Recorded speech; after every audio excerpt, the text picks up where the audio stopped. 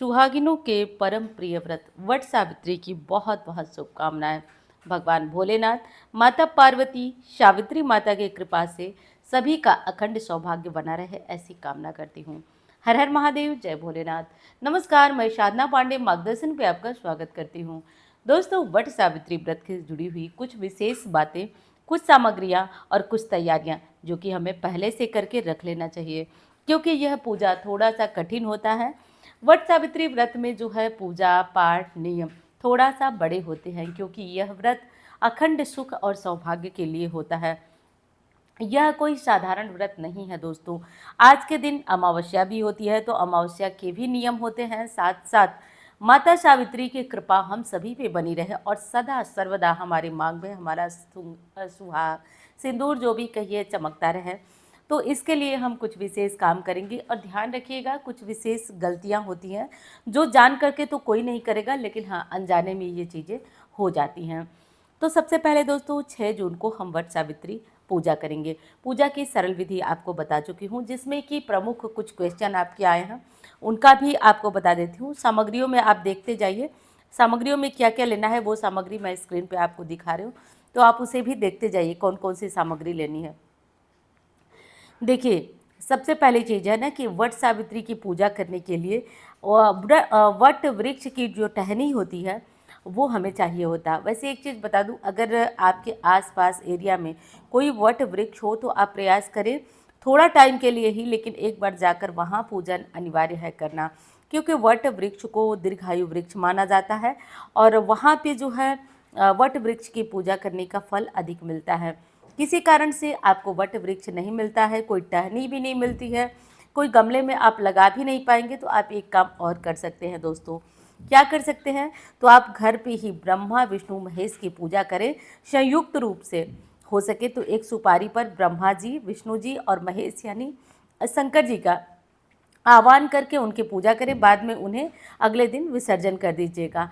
तो इस तरह से करके वट वृक्ष नहीं मिले तो भी पूजन कर सकते हैं, क्योंकि हमारे जो शास्त्र कहते हैं, नारद पुराण कहता है कि वट वृक्ष में जो है ब्रह्मा विष्णु महेश संयुक्त रूप से वास करते हैं। तो घर पे किसी भी कारण से वट वृक्ष नहीं मिल पाता है या फिर आप जाने में असमर्थ हैं, तो आप वहीं पे पूजा कर सकते हैं। घर पे भी कर लें और एक बार आप वट वृक्ष के पास जाकर उनका स्पर्श भी कर लेते हैं, पूजा कम ज़्यादा भी हुई तो चलेगा। अगर आप गर्भवती हैं, किसी कारण से नहीं जा सकती, तो आप अपनी पूजा की सामग्रियाँ चने वगैरह दूसरों से भिजवा दीजिए और आप घर पे ही वट सावित्री व्रत की कथा सुन लें। इस तरीके से हो जाएगा।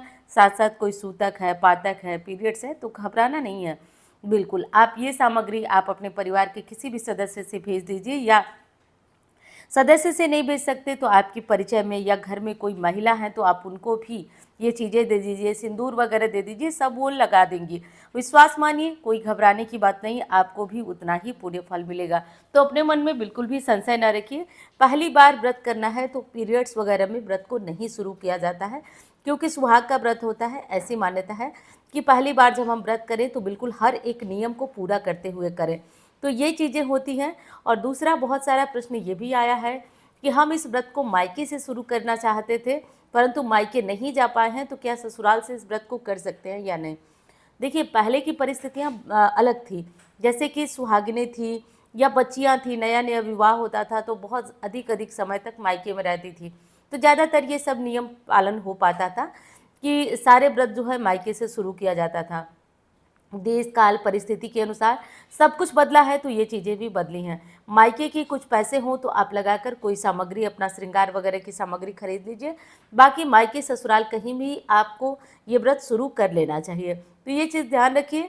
और समय के साथ चीज़ें बदली हैं तो घबराना नहीं है, इन चीज़ों को एक्सेप्ट करना है। इस तरीके से करके आपको किसी भी दुविधा में नहीं आना है। अब वट वृक्ष की टहनी अगर आपको लाना है तो देखिए ध्यान से, आपको एक दिन पहले वट वृक्ष की टहनी तोड़ कर ले आना है, क्योंकि उस दिन ना केवल आप कोपले तोड़ सकती हैं, टहनी या फिर इस तरीके से वट वृक्ष को हम क्षति नहीं पहुंचा सकते हैं। पत्ते तोड़ना हो आप तोड़ सकती हैं, उसके फल तोड़ना हो, उसकी कोपले तोड़ना हो तोड़ सकते हैं, लेकिन पेड़ तोड़ना अच्छा नहीं माना जाता है। और टहनी के लिए हमें ज़रूर उस पेड़ को थोड़ा सा नुकसान तो करना पड़ेगा, इसलिए एक दिन पहले ही टहनी वगैरह तोड़कर आप मंगवा लें। और वीडियो आपको कैसी लग रही है वो बताइएगा ज़रूर। अच्छी लगे तो लाइक करिएगा और चैनल को सब्सक्राइब कर लीजिएगा। और देखिए मैं एक एक चीज़ दिखाती जा रही हूँ। और हाँ, चने ज़रूर भिगो के रखिएगा क्योंकि इस पूजा में ना चनों का विशेष महत्व होता है। अब एक चीज़ बता देती हूँ, दान से जुड़े हुए काफ़ी प्रश्न हैं कि दान कैसे और क्या करना चाहिए। देखिए दोस्तों, वट सावित्री व्रत में आप बहुत दान नहीं कर पाते हैं ना, और अखंड सौभाग्य आप चाहते हैं, तो आप कम से कम चना चना जो काला चना होता है, इसके दान से एक तो दो फायदे हो, एक तो शनि जयंती भी है और साथ साथ अमावस्या है, और उसके बावजूद भी इस वट सावित्री पे चने दान करने से अखंड सौभाग्य होता है। दोस्तों, शास्त्र तो कहते हैं और माता सावित्री की कृपा बरसती है, तो ये चीज़ें जो है अखंड सौभाग्य दिलाती हैं। तो काले चने भिगो के रखिएगा, उसमें से दान आज के दिन ज़रूर करिएगा। दान शाम को सूर्यास्त होने से पहले ही कर लीजिएगा। काले चनों के साथ यदि हम कुछ कपड़े दान करते हैं, जैसे लाल कपड़ा, पीला कपड़े में चने बांध कर दान करते हैं, तो इससे कहा जाता है कि 7 जन्म तक वैधव्य दोष नहीं लगता है।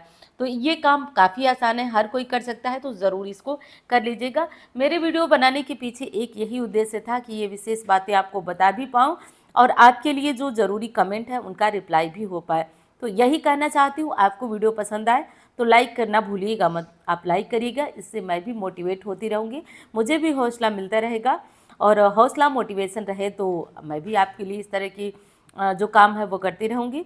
और हाँ, अगली चीज़ बता दूँ आपको दोस्तों कि किसी भी कारण से आपको व्रत में मतलब जैसे कि आप व्रत करते हैं और मीठा खाना खाने का मन नहीं करता है, तो काफ़ी क्वेश्चन आए हैं कि आप सेंधा नमक हम खा सकते हैं क्योंकि हमारा ब्लड प्रेशर वगैरह है। देखिए, स्वास्थ्य के साथ किसी भी तरह का समझौता मत करिए। अगर शरीर किसी भी तरह से दिक्कत में है तो आप नमक वाला खाना, सेंधा नमक वाला खाना खाइए। वैसे अमावस्या का व्रत फलाहार पे रहना चाहिए, उत्तम है।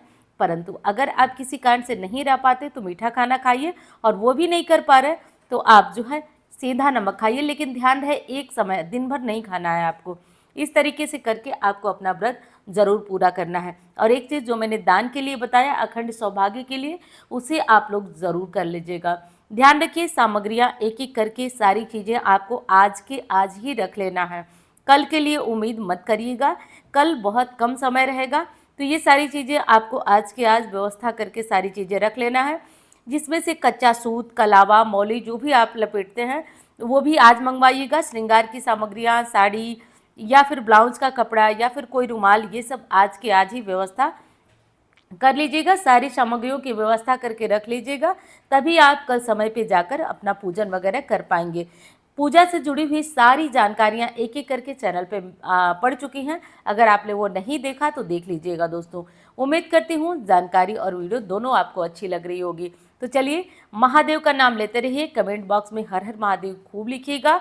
माता सावित्री और सत्यवान और भगवान भोलेनाथ, ब्रह्मा विष्णु महेश सभी पे अपनी कृपा बरसाए, सबका अखंड सौभाग्य रखे, ऐसी कामना करती हूँ। हर हर महादेव।